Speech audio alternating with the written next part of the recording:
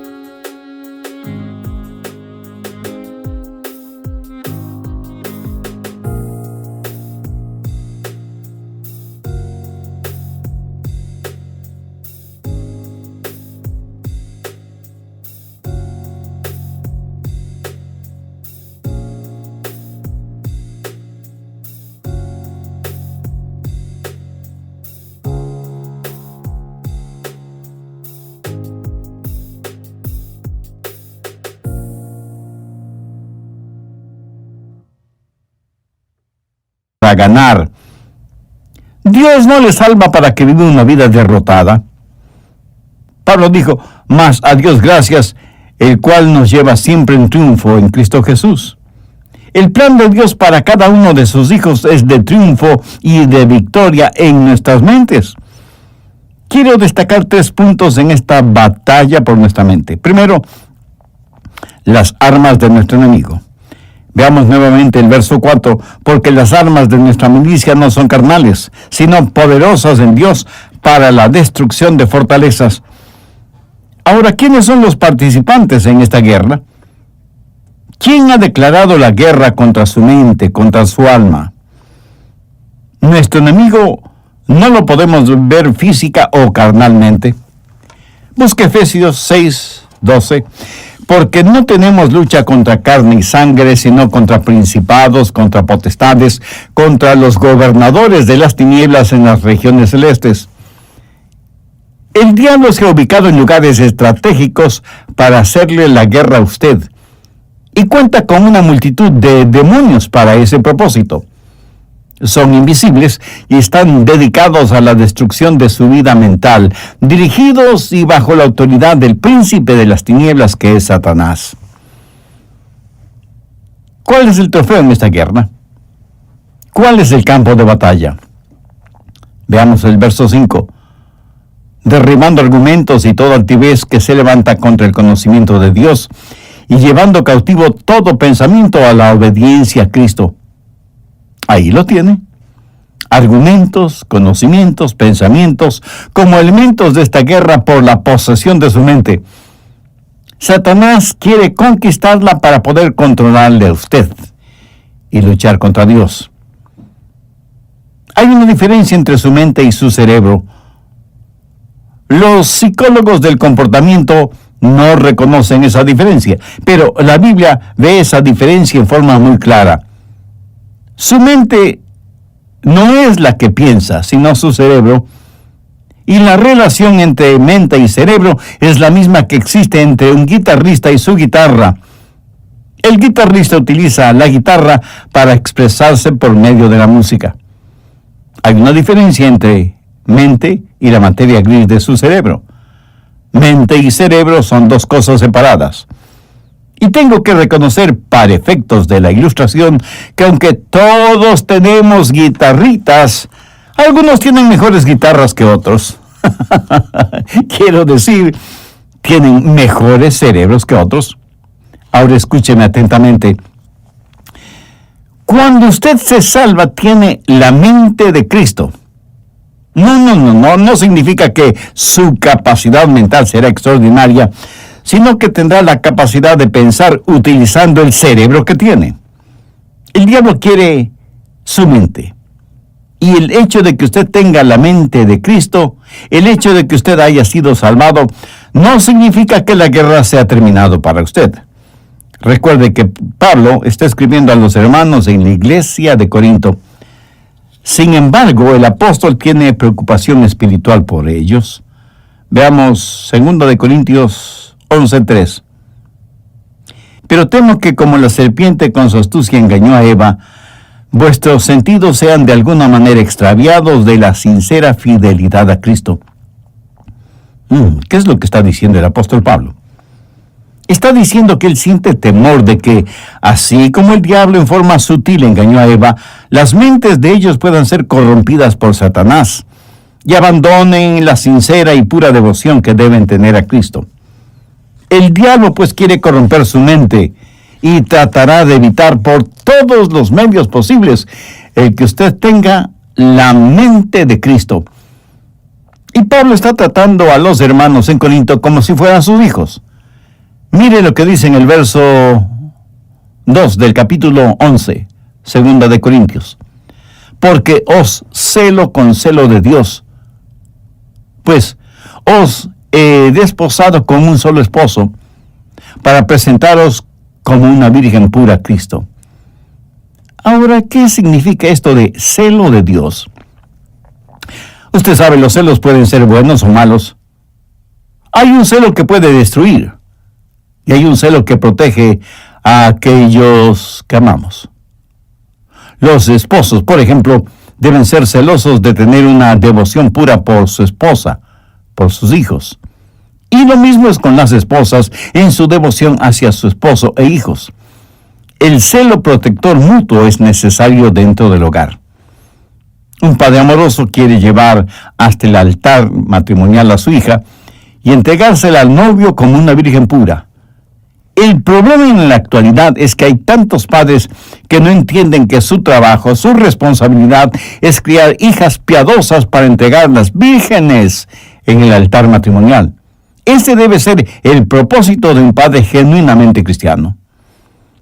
Pablo usa esa analogía para decir que los hermanos en Corinto eran sus hijos espirituales, eran la novia de Cristo, y que no quería que fueran engañados y corrompidos en sus mentes.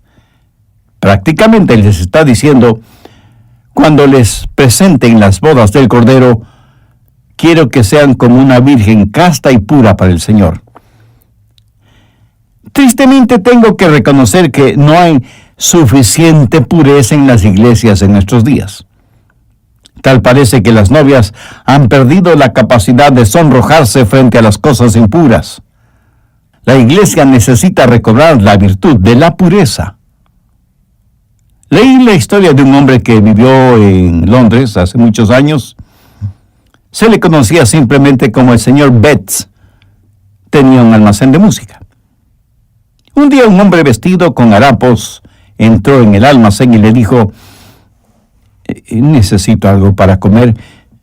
Por favor, quisiera comprar mi violín. El señor Betts le dijo que ya tenía muchos violines. Pero el harapiento insistió, es que estoy verdaderamente necesitado. Por favor, cómpreme el violín. El señor Betts le compró el violín, por lo que en Londres hubiera sido el equivalente de $5.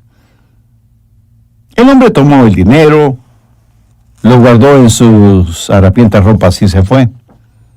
El señor Betts, que era músico, puso el violín bajo su quijada y empezó a tocar.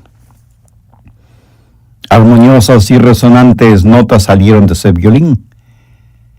El señor Betts se sorprendió de la calidad del sonido del violín y con la ayuda de una vela trató de ver su interior y pudo distinguir dos palabras: Antonio Stradivarius. Y se dio cuenta que tenía un verdadero tesoro en sus manos. Y el hombre de Harapiento se lo había vendido por el equivalente de $5. El señor Betts era un hombre bueno y honesto. Salió a buscar al hombre harapiento, pero nunca lo encontró. Muchos años después, el señor Betts vendió ese violín por $5,000. En la actualidad, un violín Stradivarius cuesta una verdadera fortuna. Ahora haga la analogía. Algunos jóvenes se venden muy barato cuando permiten que sus cuerpos se conviertan en sucios objetos de placer sexual, en vez de cuidarse y guardarse para aquella persona con la cual se casará. Pablo dice: como un padre quiere proteger a su hija para presentársela pura a Cristo, así quiero protegerles a ustedes que forman la iglesia para que tengan una mente pura y una sincera devoción por Cristo. Mi amigo, hay una batalla por su mente. El diablo quiere poseer su mente porque sabe que si puede tenerla, puede corromperla, puede alejarle del Señor Jesucristo. Vivimos en un mundo que tiene una mente totalmente corrompida. Y recuerde que, de acuerdo a Génesis 6, Dios destruyó a toda una civilización porque todo designio de los pensamientos del corazón de ellos era de continuo solamente el mal. Por favor, busque Romanos 8:6. Porque el ocuparse de la carne es muerte, pero el ocuparse del Espíritu es vida y paz. Y en Proverbios 23:7 leemos: porque cuál es su pensamiento en su corazón, tal es él. O sea, la Biblia claramente enseña que necesitamos guardar, proteger nuestra mente. De paso, quiero decir algo para aquellos que pudieran estar cautivos en eso de la meditación trascendental. Eso es muy, pero muy peligroso. ¿Sabe lo que la meditación trascendental hace? Abre su mente para los espíritus diabólicos. A los practicantes de esta forma de ocultismo se les dice que deben entrar en un estado de meditación a fin de hacer contacto con los espíritus. Mi amigo, eso es como irse por la noche a la cama después de abrir todas las ventanas y todas las puertas y esperar para ver qué o quién entra en su casa. Y usted dice: espero esta noche hacer contacto. Sí, a lo mejor hace contacto, pero con espíritus diabólicos. Su mente debe estar fija, firme en el Señor Jesucristo. El profeta Isaías dijo: tú guardarás en completa paz aquel cuyo pensamiento en ti persevera. El diablo quiere su mente para continuar con su guerra contra Dios. Y Dios quiere su mente porque es por medio de ella que Dios le habla, le alcanza. Busque Efesios 4, los versos 17 y 18. Recuerde que Pablo escribió esta carta a los hermanos creyentes y les dice: esto pues digo y requiero en el Señor, que ya no andéis como los otros gentiles, que andan en la vanidad de su mente, teniendo el entendimiento entenebrecido, ajenos a la vida de Dios, por la ignorancia que en ellos hay, por la dureza de su corazón. Cuando Dios se comunica con usted, lo hace a través de su mente. En la actualidad tenemos a personas que van a los servicios de adoración y ponen todo su énfasis en el emocionalismo. Permítame decir que Dios no se comunica por medio de sus emociones, porque las emociones son la parte más superficial de su naturaleza. La salvación es el trabajo profundo de Dios. La gente se emociona con el ritmo de la música, se les pone la piel de gallina y dicen que han tenido una experiencia con Dios, cuando la verdad es que solo han tenido un hipo emocional. Dios se comunica por medio de la mente, y no estoy hablando de un racionalismo o intelectualismo. Hablo de que Dios se revela en su mente y que Dios nos cambia empezando con nuestra mente. En Efesios 4:23 Pablo dice, y renovaos en el espíritu de vuestra mente. Ahora, ¿cómo Dios le renueva a usted? En el espíritu de su mente. Usted puede cambiar su forma de vivir, cambiando su forma de pensar. Por eso en Romanos 12:12 el apóstol dice, no os conforméis a este siglo, sino transformaos por medio de la renovación ¿de qué? De vuestro entendimiento. Y aquí la palabra entendimiento significa mente. O sea que Pablo está diciendo que debemos ser transformados por medio de nuestra manera de pensar. Dios se comunica con usted por medio de su mente. Dios le cambia por medio de su mente. Y Dios le controla por medio de su mente. Recuerde lo que dice Romanos 8:6. Porque el ocuparse de la carne es muerte, pero el ocuparse del espíritu es vida y paz. Dios nos controla cuando le permitimos que controle nuestra mente. Y eso es exactamente lo que quiere hacer Satanás, controlar nuestra mente para poder controlarnos a nosotros. Por lo tanto, la batalla por nuestra mente es real. Segundo, la debilidad de nuestra carne. Y es muy importante el entender esto. En nuestra propia carne, todos somos débiles. 2 Corintios 10:3 dice, pues aunque andamos en la carne, no militamos según la carne. En otras palabras, su carne, o sea, su estado natural, de ninguna manera tiene lo que se requiere para tener un proceso mental correcto. Y porque vivimos en la carne, todos tenemos problemas, desilusiones, enfermedades. Todos experimentamos las cosas mundanas de la vida. Y no piense que porque usted es ya salvo, va a vivir en un planeta diferente, inmune a las realidades de la vida en la tierra. Algunas personas se encierran en monasterios pensando que así vivirán vidas santas. Se cuenta de un hombre que decidió entrar en un monasterio cuya regla principal era el silencio. Podían decir solo 2 palabras al año. Al cumplir el primer año fue llamado por el superior del monasterio, quien le dijo, ya tienes un año aquí y puedes decir tus 2 palabras. Y el hombre simplemente dijo, cama dura. Después del segundo año, sus 2 palabras fueron, mala comida. Al tercer año, y frente a su superior, dijo, me voy. Y su superior le contestó, está muy bien que te vayas, porque en los 3 años que has estado aquí, lo único que has hecho es quejarte.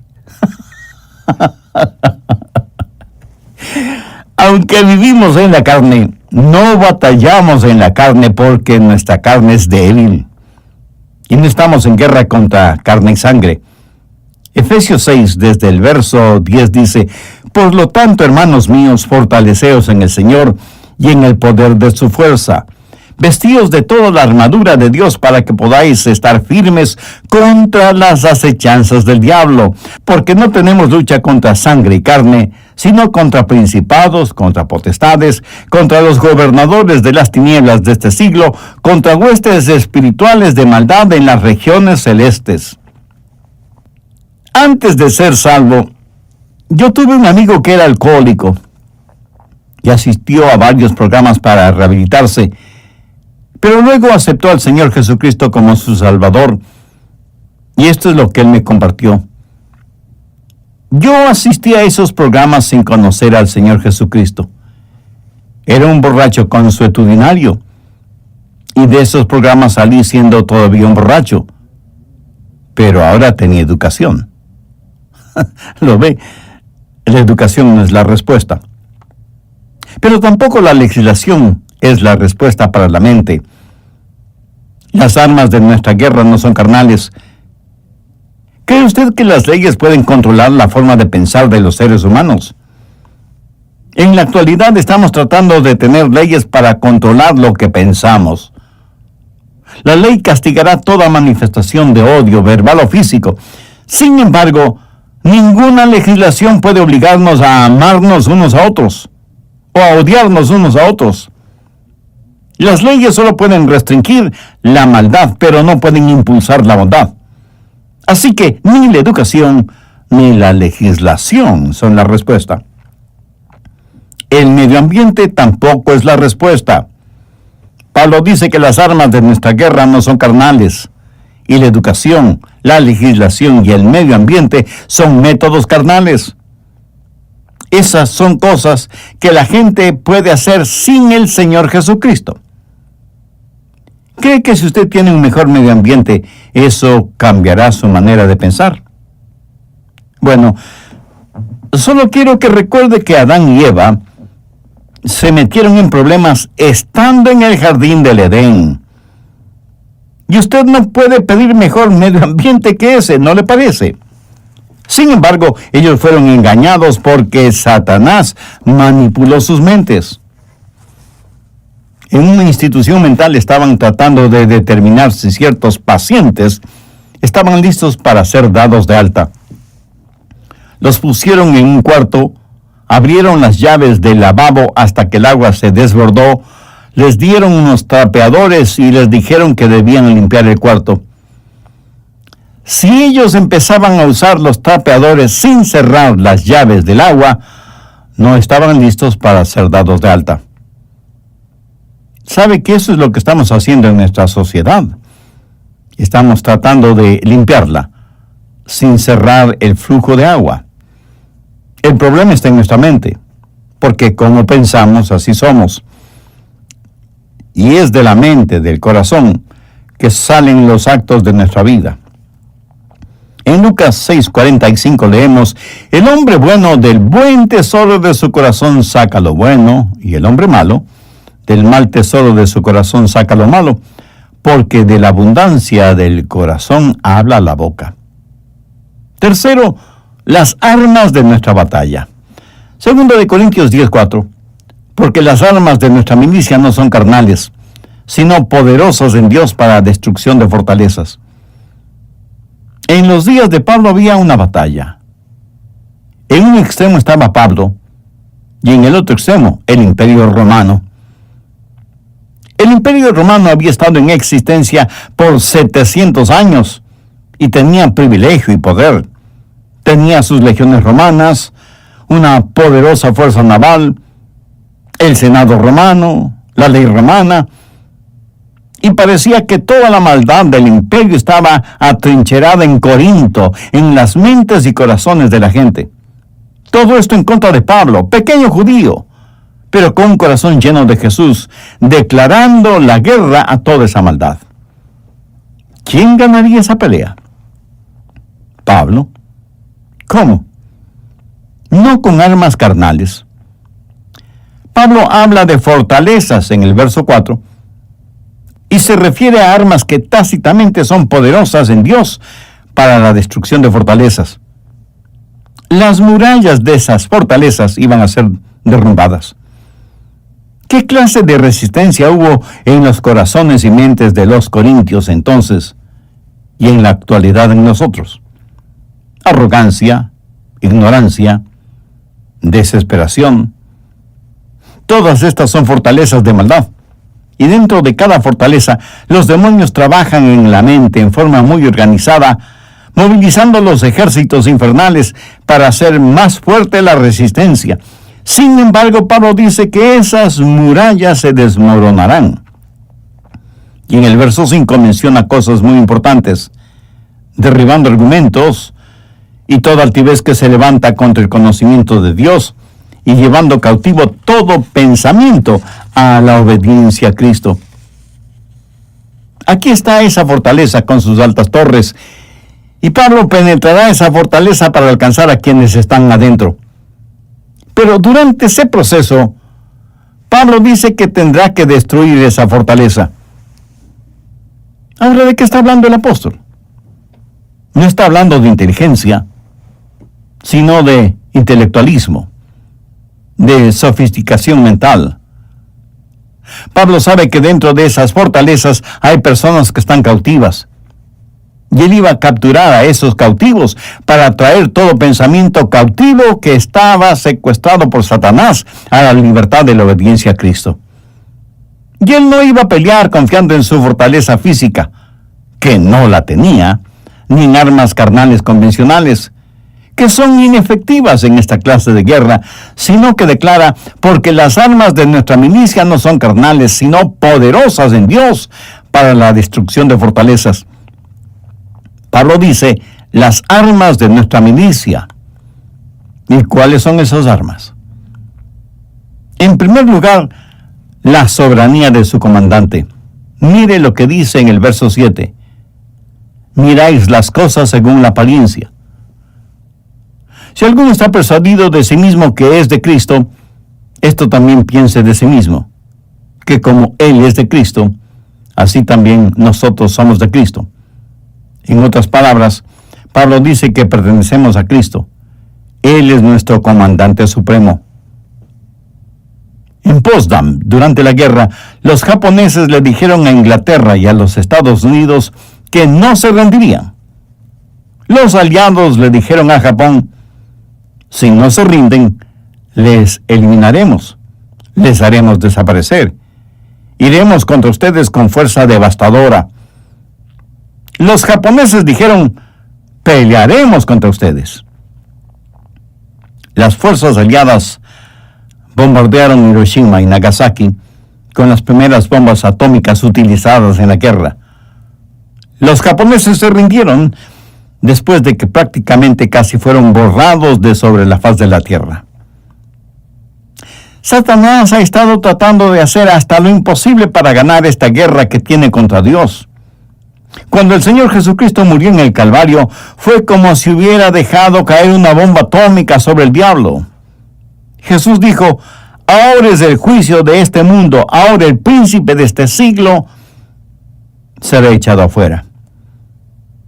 Pero Jesús no solo es nuestro comandante supremo, sino que en segundo lugar tenemos su autoridad para hacer aquello que nos ha mandado hacer.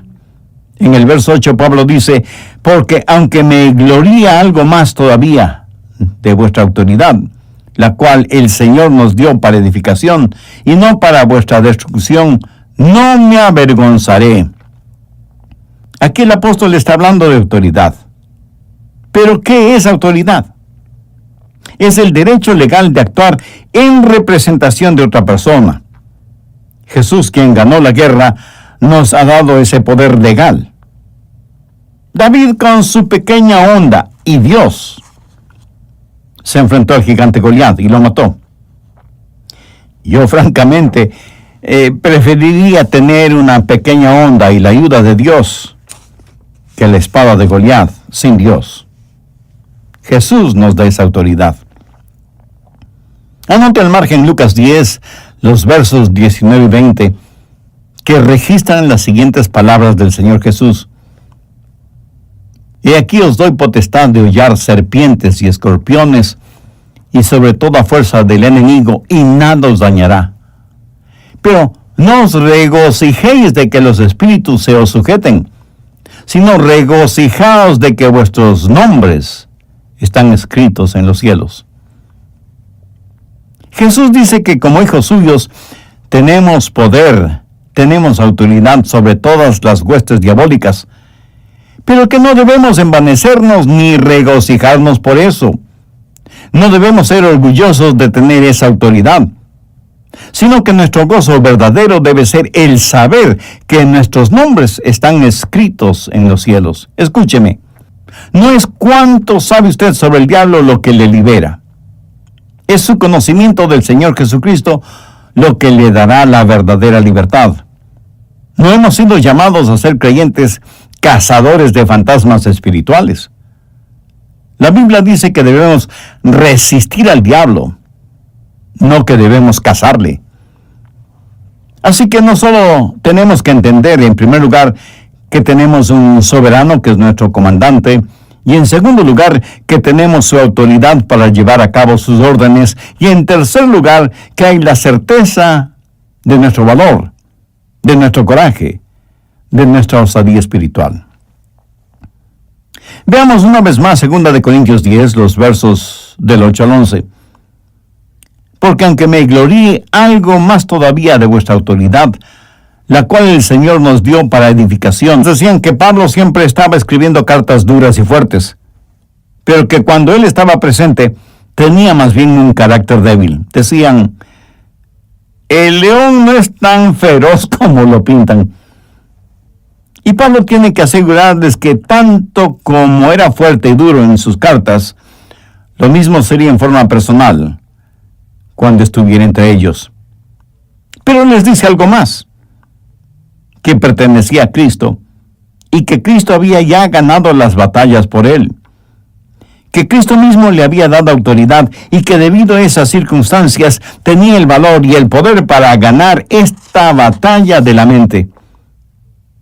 Por favor, escúcheme con atención. Lo que usted piense, eso es lo que será. Chuck Swindoll está en lo correcto cuando afirma que la actitud de una persona lo es todo. Una vez que usted ha recuperado la fortaleza de su mente, necesita de inmediato protegerla, resguardarla. En Proverbios 4:23 leemos: sobre toda cosa guardada, guarda tu corazón, porque de él mana la vida. En los aeropuertos de las más grandes ciudades metropolitanas del mundo, las medidas de seguridad son realmente impresionantes. Sensibles detectores metálicos avisan al personal correspondiente si usted tiene en sus bolsillos llaves, monedas o cualquier otro objeto metálico. Detectan anillos, aretes, collares, pulseras, relojes. Y en la actualidad las cámaras de rayos X pueden ver la totalidad del cuerpo humano, por si alguien trata de llevar oculto entre su ropa íntima algún objeto o sustancias prohibidos. A veces pienso que sería formidable el tener esos sofisticados detectores a la entrada de las iglesias para detectar el pecado. Pero si tal cosa fuera posible, estoy seguro que nadie quisiera entrar en las iglesias, ni siquiera sus pastores. En Filipenses 4:8 Pablo dice: por lo demás, hermanos, todo lo que es verdadero, todo lo honesto, todo lo justo, todo lo puro, todo lo amable, todo lo que es de buen nombre, si hay virtud alguna, si algo digno de alabanza, en esto pensad. Dios nos hizo de tal manera para que no podamos pensar en dos cosas distintas al mismo tiempo. Permítame explicar de esto. Si usted está pensando en algo que es bueno y correcto, de ninguna manera puede pensar al mismo tiempo en algo malo e incorrecto. Y usted no tiene que ser inteligentísimo para ver la lógica de esta declaración. Y aunque ya lo he mencionado varias veces, usted es lo que piensa. Proverbios 23:7 dice: porque cuál es su pensamiento en su corazón, tal es él. Proteja su mente. Tenga al Señor Jesús como el punto central de su mente. No permita que el diablo le robe la devoción de su corazón puro hacia el Señor Jesucristo. Viva permanentemente enamorado de Jesús y jamás se avergüence de confesar su amor por Él. ¿Se avergüenza usted de confesar su amor, de declarar su amor por la persona que verdaderamente ama? Estoy seguro que no. Cuando sus pensamientos, su corazón están enfocados, centralizados en el Señor Jesucristo, ya no habrá espacio para pensamientos sucios, lujuriosos, malvados, orgullosos, pervertidos, que constantemente nos bombardean. Y si alguien me pregunta: Pastor Rogers, ¿cómo empiezo todo ese proceso? Bueno, gracias por su honesta pregunta. Debo empezar diciéndole lo siguiente: comience entregando su corazón a Jesucristo. Pablo en 2 Corintios 4:4 dice: en los cuales el Dios de este siglo cegó el entendimiento de los incrédulos, para que no les resplandezca la luz del evangelio de la gloria de Cristo, el cual es la imagen de Dios. Verá, su mente sin Cristo es realmente ciega a las cosas espirituales. No quisiera que Dios removiera esa ceguera espiritual al entregar su corazón a Jesús. Si todavía no es salvo, no quisiera hacer esa decisión este mismo momento. Si ese es el deseo de su corazón, quien quiera que usted sea y donde quiera que esté, le invito a orar conmigo la siguiente sencilla oración. Señor Jesús,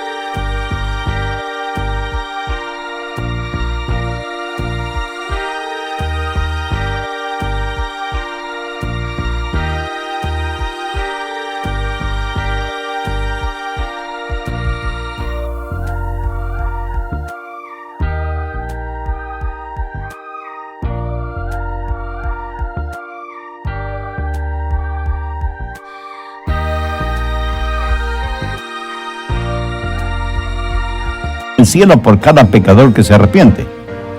Por lo tanto, si usted hizo esa decisión espiritual por Jesucristo, hay gozo en el cielo por su arrepentimiento y nosotros anhelamos ser parte de su alegría espiritual. Por eso le invito a que nos escriba ahora mismo, contándonos acerca de su decisión. Su carta, que será de estímulo y bendición para nuestro ministerio de estudios bíblicos,